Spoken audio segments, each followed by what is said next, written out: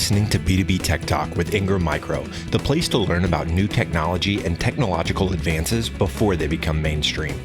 This is the Cisco edition, taking your business a level up. Let's get into it. Welcome to B2B Tech Talk with Ingram Micro. I'm your host, Keri Roberts, and my guests today are Jeff Barnhart, the Systems Engineer at Cisco, and Collin Rauen, the Senior Channel Account Specialist at Ingram Micro. Welcome, gentlemen. Thanks to have you both here today with us. Thank you. Excited to be here. Yep. Thanks for having me. Looking forward to it. So Ingram and Cisco have partnered to support partners currently in a remote work environment. And one of the things you've been seeing is an increase in the usage of WebEx. How are you handling this increase in traffic right now?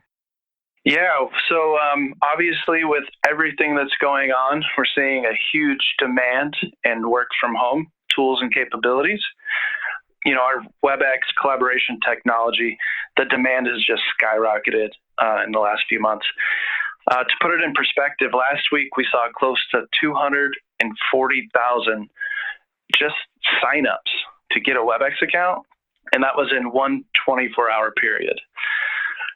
One day alone, last week, we handled 4.2 million meetings, and that's more than twice on any average day. So quite the influx in traffic on our WebEx platform.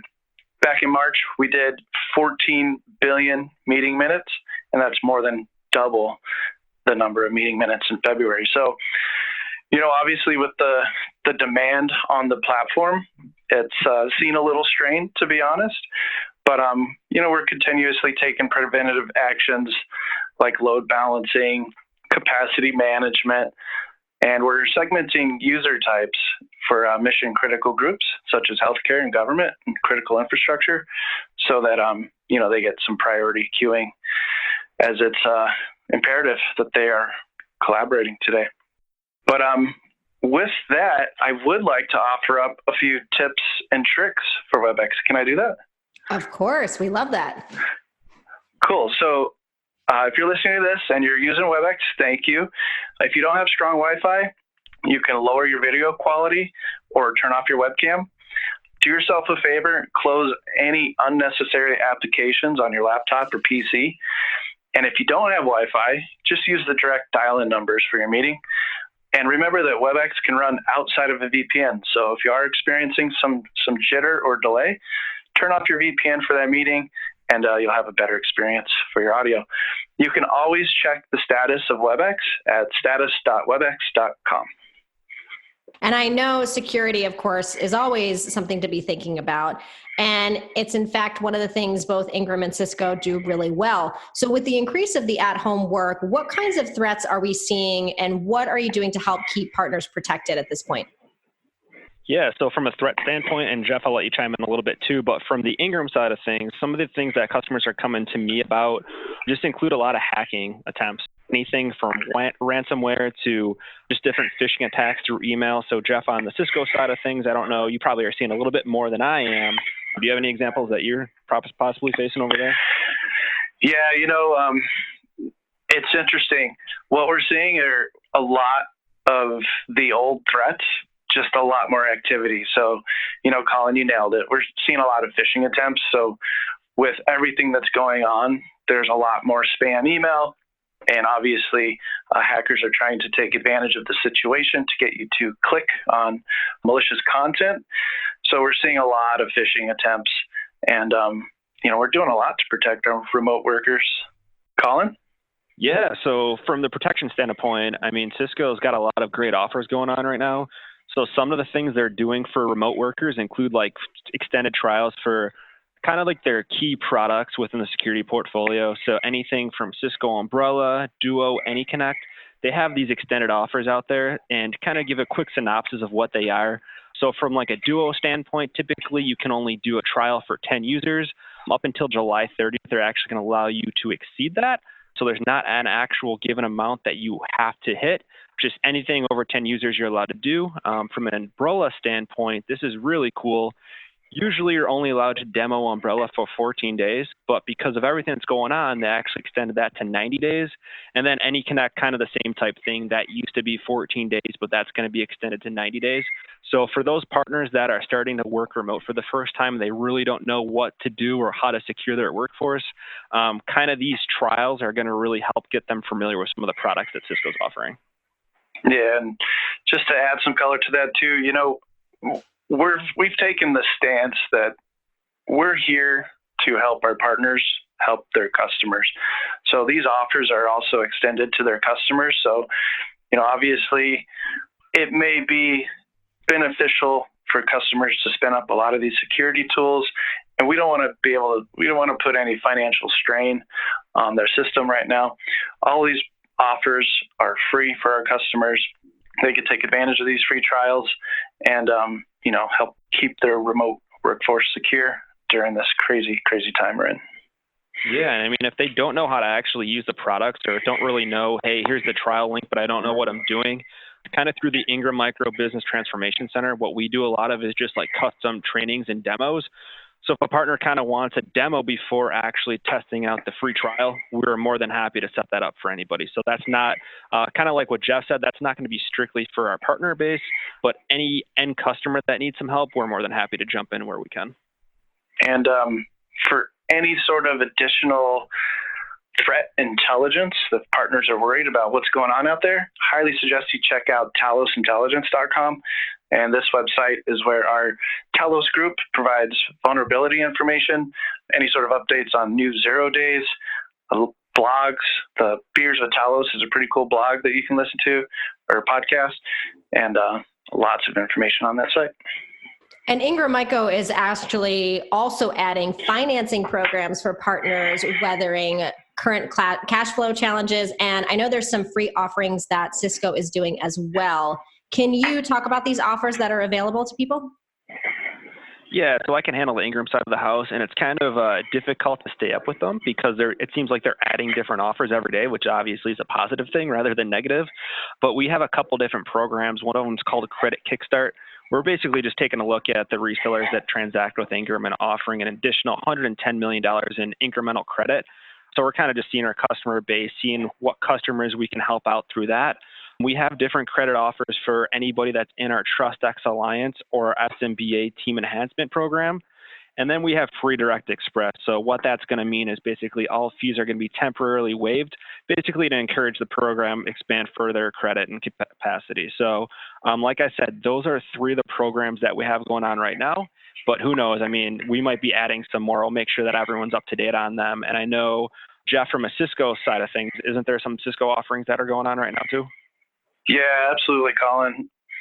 Obviously, this is going to put a lot of financial strain on our partners, and we're here from them. So we just introduced, drumroll please, the CCW payment solution for Cisco partners. I would highly encourage you to reach out one of our distribution account managers or Colin for more info. But this is live and available in the U.S. for all of Cisco SKUs. It's in CCW, and it's powered by Cisco Capital. So it's a self-service payment solution where we enable our partners to submit deals for credit evaluation right there in the portal.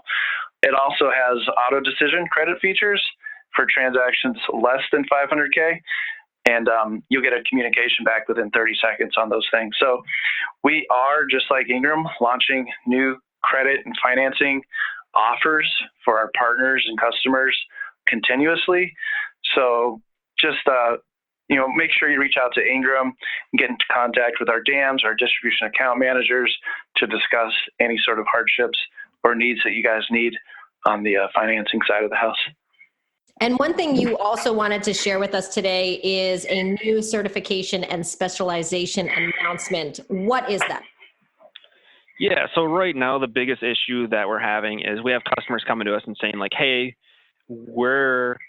our certifications are going to expire, but there's actually not a testing center available for us to retake our test because, as you know, most of the country is going to be shut down one way or another. That goes with our Pearson VUE testing center.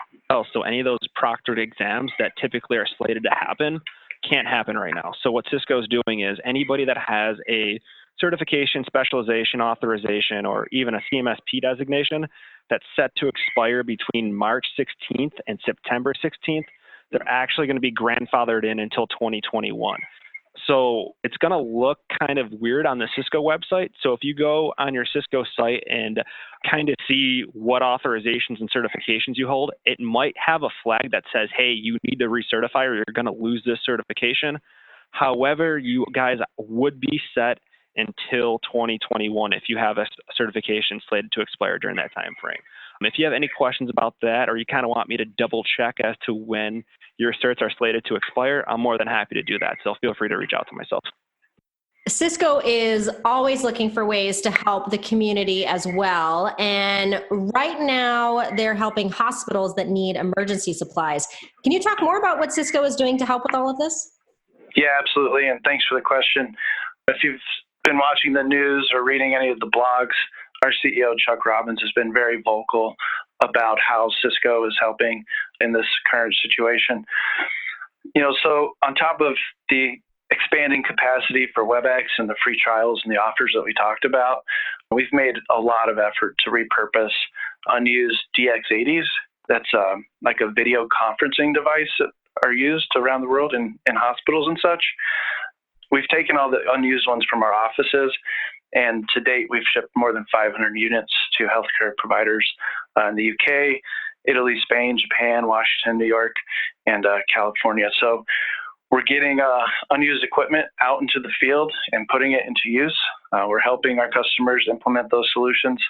And believe it or not, we have teams across the world that we also continue to do 3D printing, and we're producing PPE, personal protective equipment like masks and shields, and donating our time to help with some of those supplies.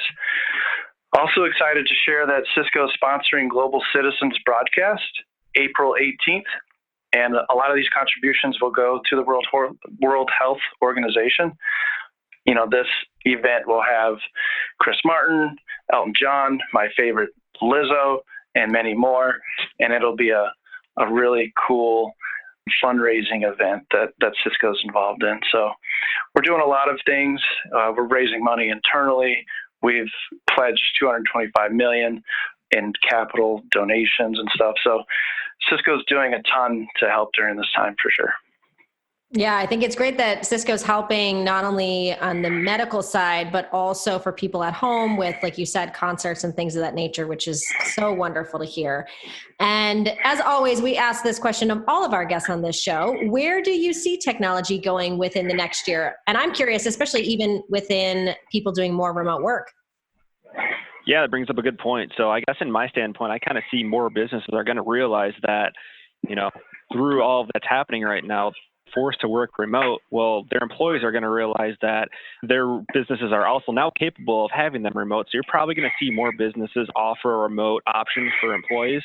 That's probably going to not only save productivity, but increase efficiency. So from my standpoint, you might start seeing more products to help secure remote workers increase in sales. So anything kind of like Cisco's Umbrella platform or Cisco's Dual platform, you might see some of those products become more popular, because I would imagine that you're definitely going to see an uptick in remote workers over the next year or so. Yeah, for sure. I think if you asked this question 3 months ago, we would have different answers for you. My outlook on technology has been sort of the shift to software defined and making products and technologies easier to consume. I think my answer could have been somewhere around, maybe IoT and explosion around 5G, but fast forward to now, and I think that we will probably continue to see a more focused movement towards just digitized experiences in general. Whether it's work from home or the way we consume our services, I think we'll see that everyone's rushing to move to a more of a digital first with their processes and economics. So that being said, if you think about things like the DMV or education, distance learning, or even somebody small like my tree trimming guy, we're all going to need to make the shift to support like a secure digital economy. And so connectivity in the network is going to be of the utmost paramount to provide secure, fast, and reliable, easy to manage products. And, I think Cisco here can address all those needs more than adequately. But that's kind of my 2 cents on it. Now, we talked about a lot of different things here today. Where can people learn more and get access to this information if they have questions?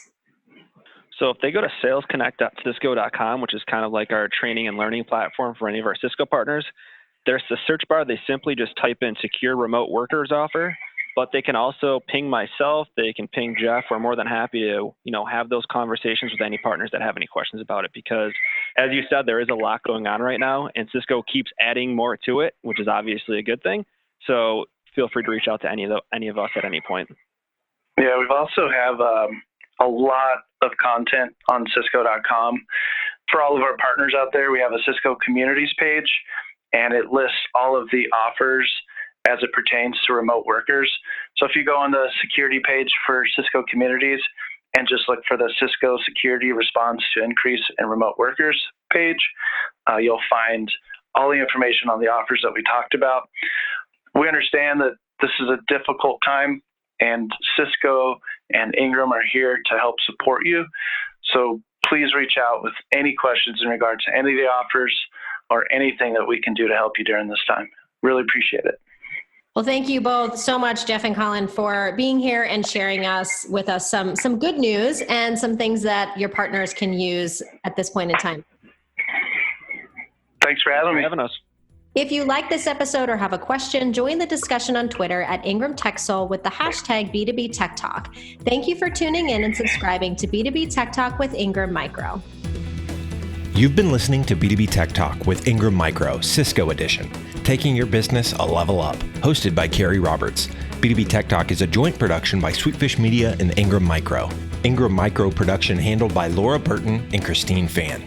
To not miss an episode, subscribe today in your favorite podcast platform.